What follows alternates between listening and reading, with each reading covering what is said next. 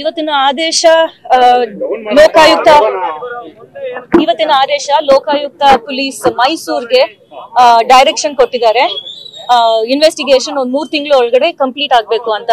So ಈಗ FIR register ಆಗಿ investigation ಶುರು ಆಗ್ಬಿಟ್ರೆ 3 ತಿಂಗಳ ಒಳಗಡೆ ರಿಪೋರ್ಟ್ ಏನಾಗುತ್ತೆ ಅಂತ ನೋಡೋಣ.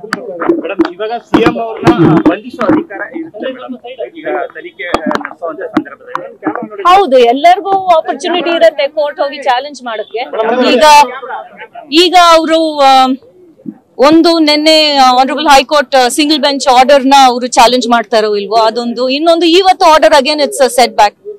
It is up to them.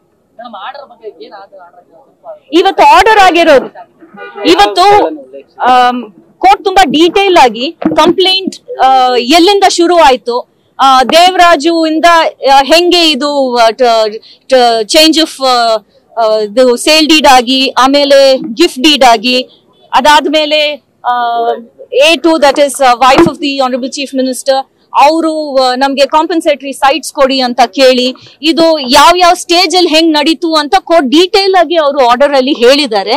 ಆಮೇಲೆ is also referred to honourable governor's approval ಆಗಿದೆ ಅಂತ. ಆಮೇಲೆ ಹೈಕೋರ್ಟ್ ಅಬ್ಸರ್ವೇಷನ್ ಒಂದು 2 ಮೆನ್ಷನ್ ಮಾಡಿದ್ದಾರೆ. ಈಗ ಅವರು he's of the opinion that we have made out a case, ಅದಕ್ಕೆ ಅವರು ಲೋಕಾಯುಕ್ತ ಮೈಸೂರ್ನ ಡೈರೆಕ್ಟ್ ಮಾಡಿದ್ದಾರೆ. ಅದು ಅವ್ರು ಏನ್ ಹೇಳಿದ್ದಾರೆ ಅಂತಂದ್ರೆ ಇವರೆಲ್ಲ ಫ್ಯಾಮಿಲಿ ಮೆಂಬರ್ಸ್. ಇನ್ನೊಂದು ದೇವರಾಜ್ ಮಾಡಿರೋದೂನು ಒಬ್ರು ಪವರ್ ಅಲ್ಲಿ ಇರೋದನ್ನ ಅವ್ರ ಇನ್ಫ್ಲುಯೆನ್ಸ್ ಅಲ್ಲಿ ಇದೆಲ್ಲ ಆಗಿದೆ ಅಂತ ಒಂದು ಬಂದಿದೆ.